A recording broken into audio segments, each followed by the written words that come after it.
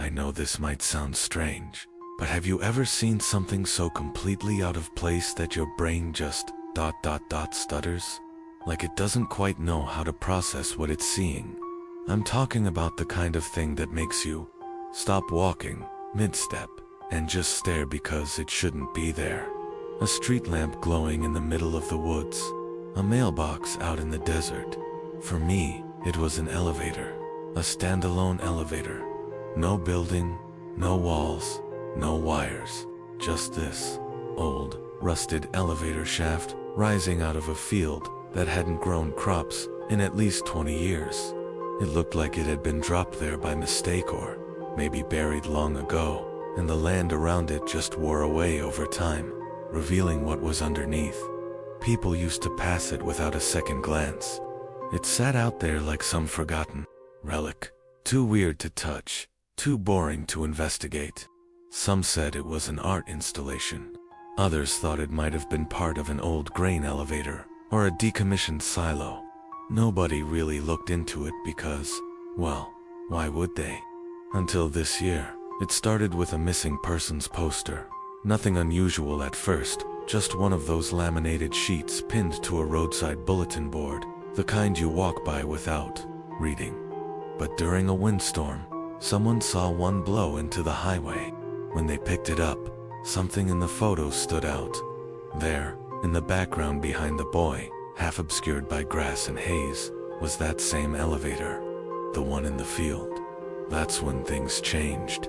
People started asking questions, started noticing how many hikers had gone missing over the years near that same stretch of land. How the numbers added up. 10 years, dozens of people, no trace, and now I know what's down there, or at least, I think I do. There are pieces of memories, maybe more that I left behind when I went in, and ever since I came back, nothing's felt right. But I need to tell you what happened. While I still remember who I am. I haven't told anyone this before. Not really. There were moments where I tried, where I thought maybe if I said it out loud, the weight of it would lift. But every time I started, I'd feel this pressure in my chest, like something was warning me, telling me to keep quiet, telling me that whatever I saw, whatever I brought back, it wasn't finished with me yet. But tonight feels different. I don't know why. Maybe it's the insomnia 7 nights of staring at the ceiling while the wind hums through the cracks in my window. Or maybe it's the dreams. They started up again last week. Same place, same noise. That low metallic ding, echoing through an empty field. It always pulls me toward it, and just before I step through those elevator doors, I wake up, so I need to talk. I need to tell someone before I lose whatever part of me still remembers. You seem like someone who's seen strange things too. Someone who listens more than they speak. Just promise me you won't go looking for it. I mean that. Don't even try to find the field. Because once you know where it is, it's like it knows you too. I was never supposed to be anywhere near that place. I'd been driving back from a cabin retreat up north. I'd gone out there alone to get off-grid for a few days, just to reset. No signal, no internet, just a wood stove and a week's worth of coffee and audiobooks.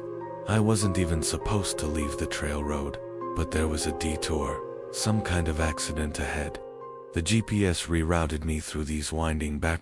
I didn't think anything of it until my phone lost signal. Even then, I figured I'd be back on the highway within the hour. But that's not what happened. It was just past 6 p.m. when I noticed the landscape change. The trees thinned out and the land dipped into these strange, flat fields. And then there was the fog low to the ground, like smoke crawling across the soil. I slowed the car because something about the place didn't feel right. That's when I saw it. At first, I thought it was a piece of farming equipment. Just a rusty block poking up from the center of the field. But when the fog shifted, I saw the sliding metal doors and the panel on the side, just like in a hotel elevator. It was standing there all by itself. No structure, no cables, nothing to explain why it existed. The sight of it made my skin crawl. It was like seeing a coffin standing upright, waiting for someone to climb inside. I didn't stop right away. I kept driving, convincing myself it was nothing, maybe a leftover piece from a building that used to be there. But I couldn't stop thinking about it, the way it just stood there, silent, waiting. I don't know how far I drove before I realized I was going in circles. Every road eventually curved back to that same damn field. The elevator was always in the center, always watching. I checked my phone again, still no bars, no GPS, nothing. I got out of the car and walked to the edge of the field. I remember the sound of the wind there. It didn't sound like wind. It was hollow, mechanical, like air moving through ductwork underground. The grass around the elevator was dead and flat, as if something heavy had been pressing down for years. I told myself not to get closer, told myself to turn around, wait for someone to pass by, but I didn't. I walked across that field like I was sleepwalking. When I reached the elevator, I noticed the panel was lit. Just one button down, no numbers, no call light, just one single direction. I didn't press it then. I wish I could say I had the courage or the stupidity to do it right away, but I didn't. I backed away. I walked back to my car, got in, and tried to drive again, only to realize the sun hadn't moved. It had been nearly an hour, and the sun was still hanging in the exact same position in the sky. That's when the whispers started. At first, I thought it was the radio, but the dial was off. Just silence. Then I heard my own name, quiet, garbled, like someone was whispering it through static. It was coming from outside the car, from the field, from underneath the field. I didn't sleep that night. I parked near a fire lookout station a few miles up, locked the doors, and kept my eyes on the tree line until dawn finally broke, and when it did, the field was gone. Just grass. No elevator, no panel, like it had never been there at all. But I knew what I'd seen. I knew I hadn't dreamed it. And in the days that followed, I kept hearing the whispers. I'd find footprints in the hallway outside my apartment. Strange metal pieces, buttons, screws would appear on my floor. And sometimes, late at night, I'd hear that ding. That low, hollow chime echoing in the back of my skull. I'm telling you this because I don't know how much longer I'll be able to. The memories come and go now. My handwriting doesn't always look like mine anymore. And sometimes, when I look in the mirror, I swear the reflection hesitates, like it's not sure what face to show me. So please, just listen. That's all I'm asking. And whatever you do, don't go looking for that elevator, because if it wants you to find it, you will. The cabin I stayed in before everything happened was about as off-grid as you could get. It was tucked miles down an unmarked logging road, swallowed by trees that creaked, even when there was no wind. The place had no address, just GPS coordinates, sent by the owner after I'd booked it online. Total seclusion, the listing promised, and it was. I didn't see another person after I passed the last gas station, and by the time I got there, my cell service had long since vanished. It was exactly what I wanted. At the time, the cabin itself was old, and I mean decades. Weathered planks, sun-bleached and splintering, sagged in the frame like the whole thing was sinking into the earth. A tin roof rattled whenever clouds gathered. The windows were small and warped, each one fitted with thick curtains that didn't quite match. Inside, it smelled like cedar and something else, something stale, like a place that hadn't been opened in a long time. Dust clung to every surface, except for the table in the center of the main room. That was clean, freshly wiped, with a single envelope on top. My name was handwritten across the front in thick, dark ink. That should have been my first sign. The envelope just said, "Welcome. Make yourself comfortable." No signature, no contact number, no emergency info, just that. I remember turning it over in my hands a few times before folding it and tucking it into my bag. I told myself it was probably just a hospitality things something pre-written, the owner left for guests. But something about the handwriting felt off, shaky, almost too neat, like someone trying hard to write, like a person they weren't. I spent the first day getting settled, stacked wood, checked the lock on the door. It stuck a little, but it held.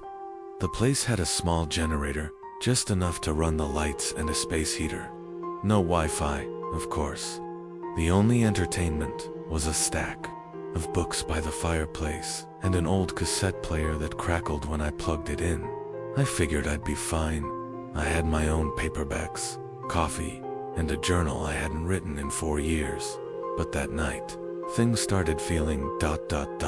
wrong. It wasn't anything obvious at first, just little things. The clocks there were 2 in the cabin, one over the stove, and another by the bedside. They didn't agree. In fact, they didn't even move. I thought maybe they needed new batteries, but when I opened the backs, both were ticking normally. They just never changed. They stayed locked at 3:17 the whole time I was there. I set an alarm on my phone just to be sure, but every morning I woke up, it was still 3:17. The woods outside were eerily quiet. No birds, no crickets, just wind, and even that didn't sound right. It wasn't the kind of soft rustling you hear through leaves. It was deeper, lower, almost like breathing. When I stepped outside to pee in the middle of the night, I remember holding my own breath just to check, but it kept going. A steady inhale, pause, exhale, coming from the direction of the trees and the mirrors. God, I hate thinking about the mirrors now. There were only 2, one above the bathroom sink and another small one by the entryway.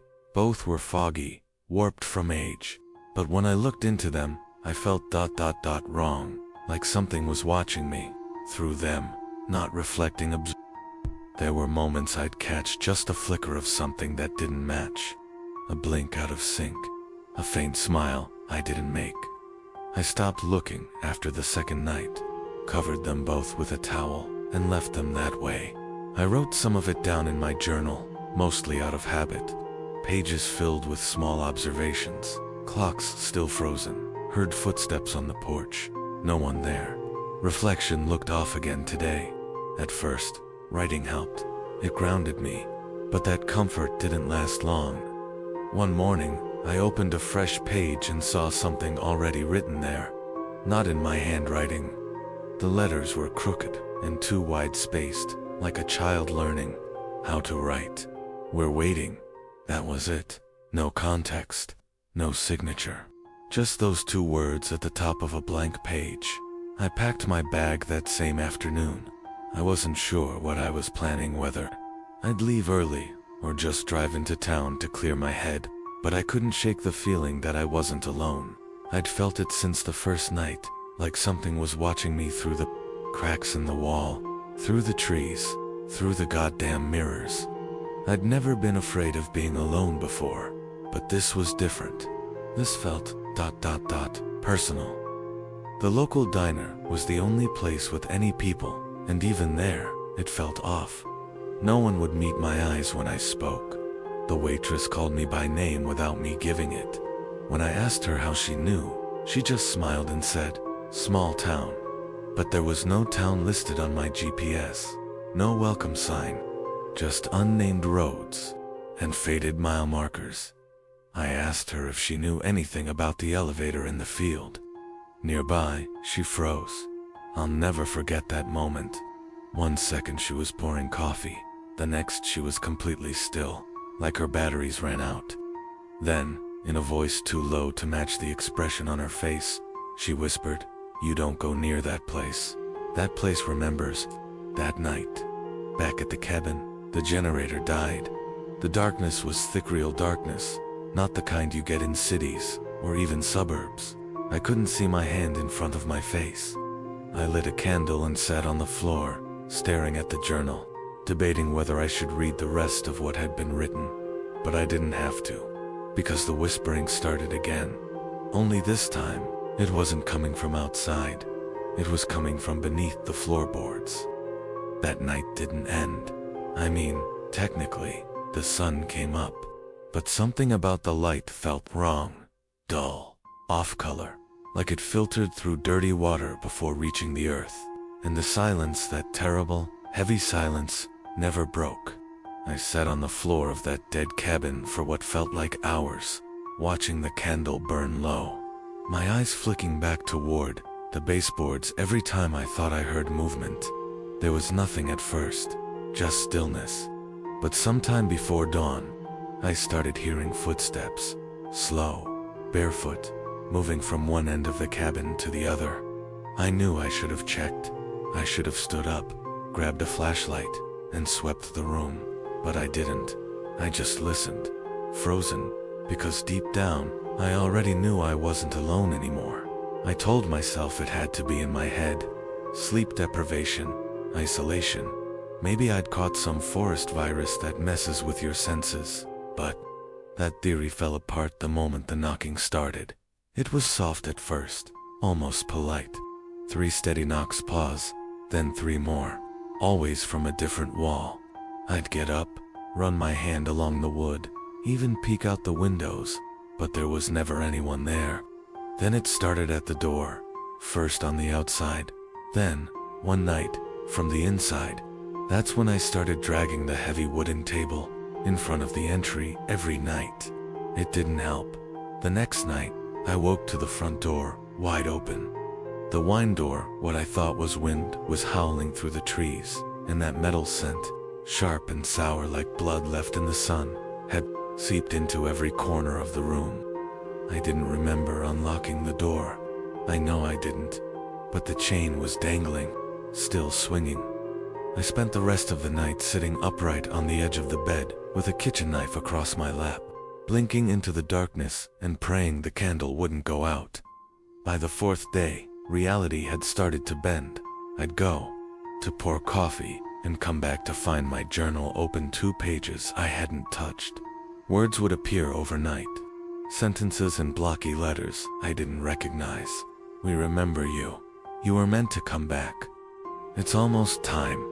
I ripped them out, burned them, even buried one. But they always came back, new ones, taped to the mirror, folded into my boots, whispered in the static of the cassette player, even when it wasn't plugged in.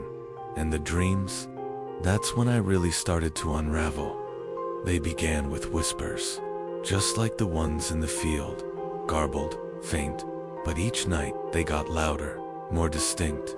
I started hearing my name, then voices I recognized, my mother's, my old high school teachers, even my own voice saying things I'd never said. Things like, "You forgot something important," or "This is where you left yourself." I'd wake up drenched in sweat, the sheets twisted around me like a straitjacket. One night, I found myself standing in the doorway, hand on the knob, unsure of how I got there. The scariest part, I wasn't surprised. It felt normal, like that's where I'd always stood, like I'd done it 100 times before. And the furniture? God, I know how that sounds. The furniture moved. That's the line where most people check out, stop believing you.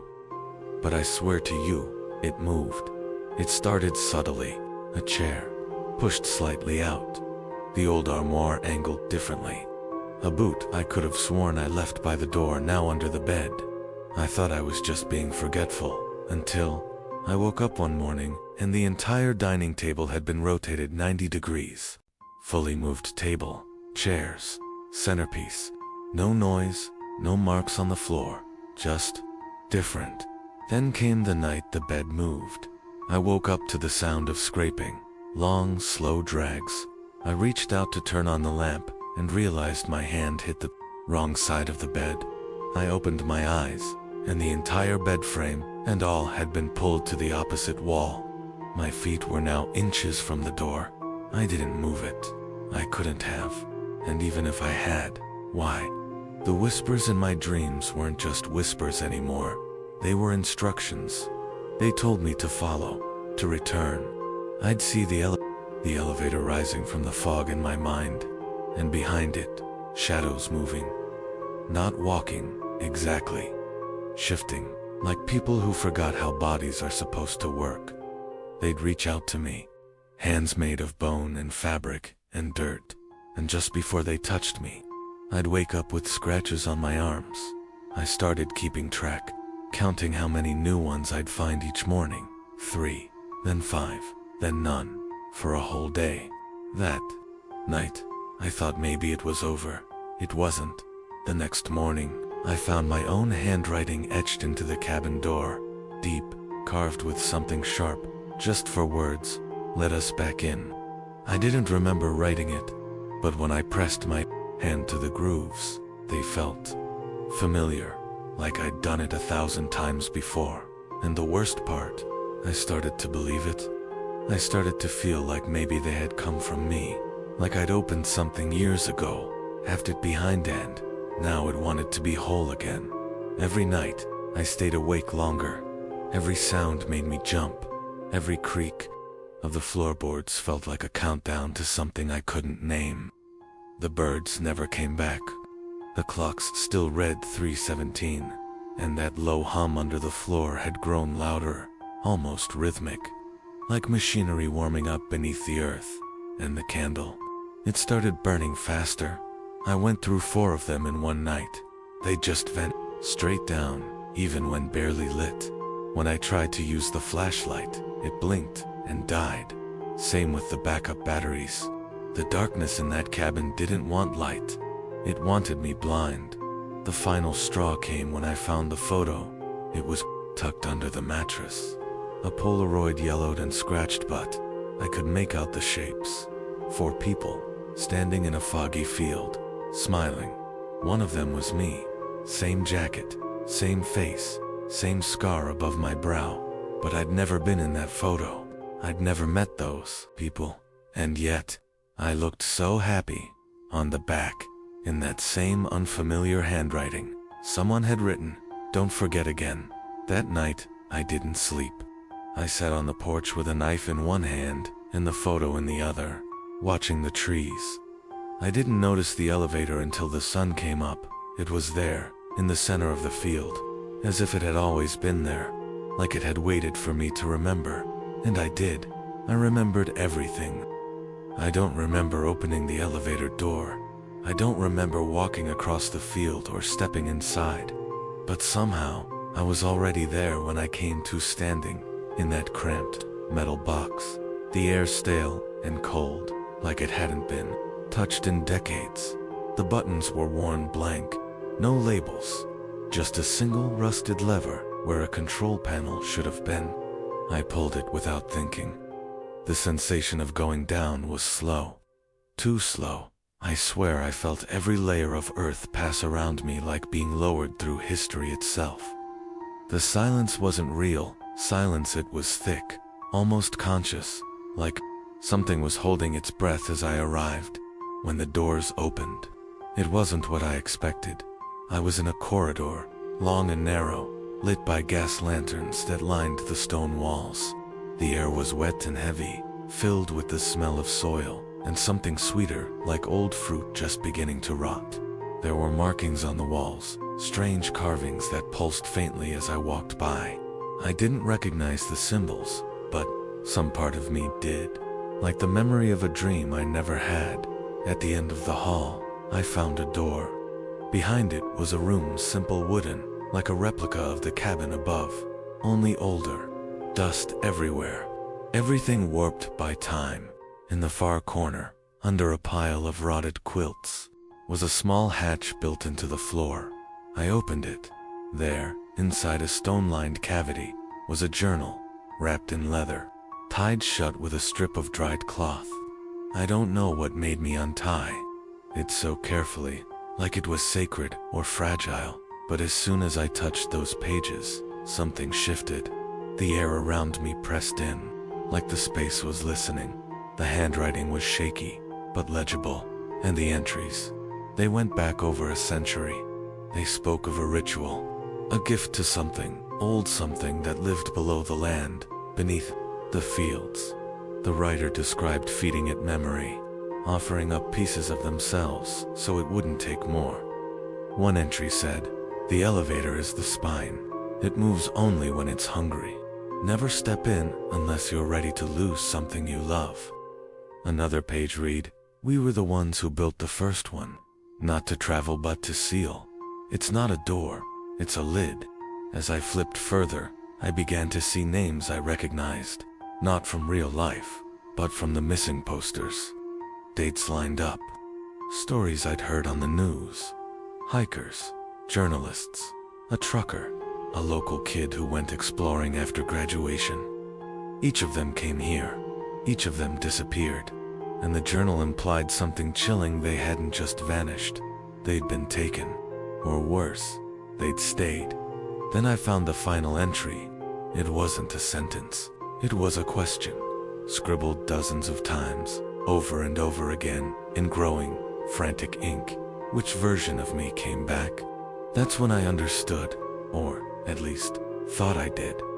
This place didn't just take people. It split them, broke them into pieces. It stole their memories, kept what it needed, and sent the rest back up, like a bad copy, like something wearing a person's skin. That's why the disappearances never made sense. Some came back, but they weren't them anymore. They drifted, they forgot, they faded, and eventually, they disappeared again. I stumbled back from the hatch, breath shallow, chest tightening. I tried to leave.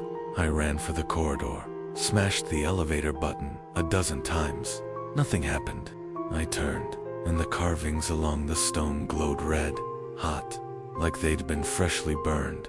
And then I saw it, a shadow not cast by lanterns, not by me moving along the far wall. It was tall, unnaturally thin. It didn't walk, it shifted, like smoke given shape. And where it passed, the stone cracked, vines curled, and air grew colder. I didn't wait. I ran.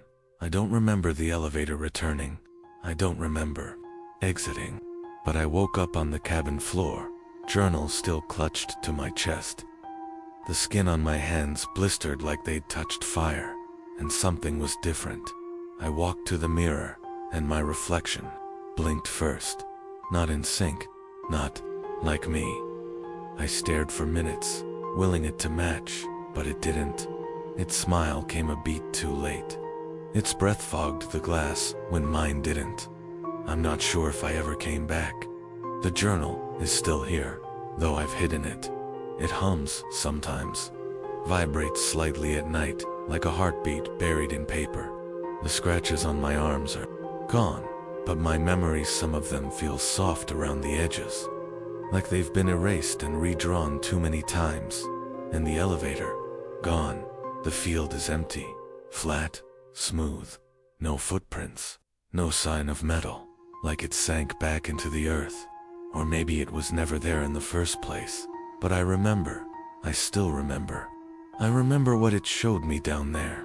And most of all, I remember what it asked. It wanted to know what I'd give up, to be whole again. And I still don't know what I said. I tried to leave the next morning. I packed everything in less than 10 minutes. Didn't care about food. Didn't care about my girai. Just threw it all in the back seat and peeled off down the mountain road. Heart slamming against my ribs, like it was trying to warn me I was already too late. But the road, it didn't behave right. The first turn came too soon. The next came too late. Landmarks, repeated trees I recognized from hours earlier appeared again, exactly the same. A bent road sign. A sun-bleached deer skull nailed to a post. A gas station with no lights, no signs of life. Each time I passed them, I could feel time stretch thinner. The clock on my dashboard flickered. 6:01 a.m. Then 6:01 again. Minutes never passed. Only the road did. And then, just like that, I was back at the field. Same place, same open clearing. But this time, there was no elevator. Just an unnatural silence pressing in from every direction. The kind of silence that hums behind your eyes. I screamed. Not out of fear, out of the certainty that I was stuck. That I'd left something of myself behind when I opened that journal. Or maybe it had taken something. Memory, identity, maybe even time. I remember punching the steering wheel, slamming the horn over and over, hoping anything would hear me. But nothing came, not even an echo. The forest had folded in on itself. I think it does that to people who know too much. Bends time, bends space, turns the ground beneath your feet into a maze you'll never walk out of. I parked the car and walked, thinking maybe if I left the road, I could find some new route, some sliver of logic left untouched by that presence. But the deeper I went, the quieter the world became. Birds stopped singing, bugs vanished. Even the wind refused to move the trees. Everything just waited. I should have turned back. I should have stopped, but I didn't. I don't even remember choosing to keep walking. It felt more like the choice had been made for me. And then I saw the cabin again, not the one I rented, the other one, the older one, the one that shouldn't have existed. It stood crooked at the edge of a dry creek bed, slouched like it had aged a century in my absence. I approached slowly, footsteps muffled by damp moss and roots that twisted unnaturally beneath the earth, like veins under translucent skin. The door creaked open before I touched it. Inside, nothing had changed. The journal was still on the table. The lanterns were still lit, though I hadn't refueled them. And in the mirror above the hearth, my reflection didn't move. It stared at me, waited. Then it smiled slow and deliberate, as if relieved to see me back. That's when I realized I'd never actually left, even if my body had made it out. My mind, my memory, whatever makes me was still inside that elevator, or under it, or part of it. I don't know how to explain it, not really, but the more I think about it, the more I feel like I'm the one that got copied. Like the version telling you this now is just what the field let return, and the real me. Still riding that elevator, still drifting deeper, still descending into whatever ancient thing lives beneath those fields. I don't fight it anymore. I still leave sometimes, drive to town, buy groceries, smile at cashiers. But there are gaps in my day I can't explain. Times I swear I was somewhere else, talking to someone else, and when I wake up at night, I hear that chime again, that soft, metallic ding-coing behind the trees, just out of sight.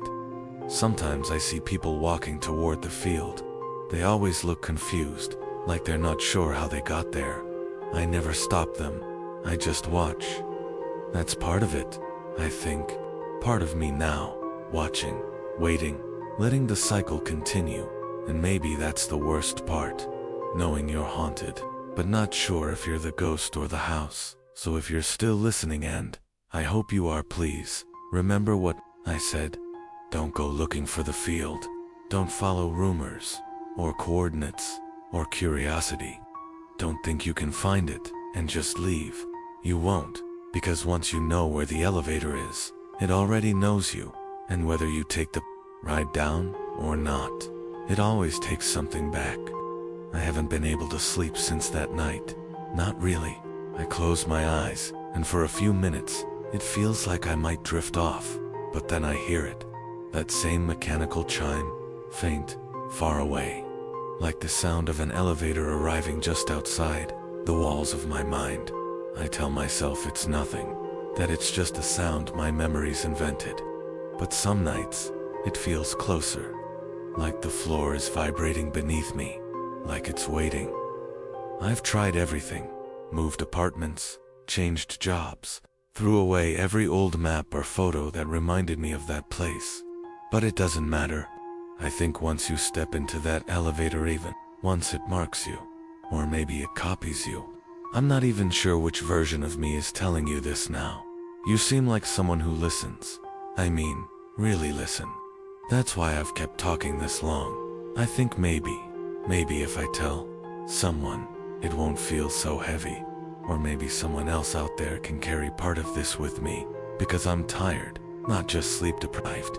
I mean tired in a way that no rest will fix. I still dream of the journal, of the handwriting that slowly became my own, of the words that etched themselves into the walls of that underground corridor. Sometimes I wake up and swear I've written something while I slept, phrases in languages I don't know. Once I found a message carved into my bathroom mirror. It still remembers you. I didn't write it. Sometimes I think I left more of myself behind than I realized. Not just memories, but pieces of my soul, if that's even a real thing. In the version walking around now me, this may be on just a hollow echo that the field let go, something unfinished, something borrowed, and I think it wants the rest back. Please, if you ever find yourself somewhere strange, off-grid, surrounded by silence too loud to be natural, turn around. If you see a clearing that feels wrong, even if it looks perfectly normal, if you find an elevator in the middle of a field, no roads, no buildings, no wires run, I mean it, don't. Get curious. Don't go looking for answers. And don't think that you'll be the one to make it out whole. That field, it doesn't give answers, it gives echoes. And even the ones that escape still carry the sound of the descent inside them. If you ever find that place, burn it. Don't stay. Don't explore. Don't write anything down. Just watch the fire consume it, and pray it doesn't remember your name, because I think that's how it finds you. And if you've already heard the once, I'm sorry, it knows you now.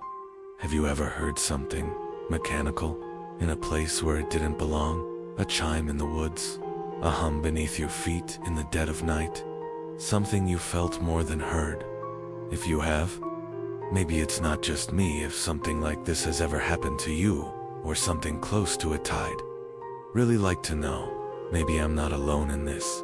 Maybe there are more of us. You can leave a comment below. I read them. Every single one. Sometimes in the middle of the night when I can't sleep, which is most nights now. Just be careful what you write, and if you've heard that ding, the one that sounds like an elevator arriving, even when there's no reason for it, don't follow it. Don't investigate. Just stay in the light. Keep your doors locked, and never, ever get inside anything that shouldn't be there. That's all I can say, without making it worse. If you're still awake, maybe check out another story, but listen with the lights on and never alone. Some of these stories, they remember you when you listen, just like that field remembered me. Stay safe, and if the elevator comes back, don't answer.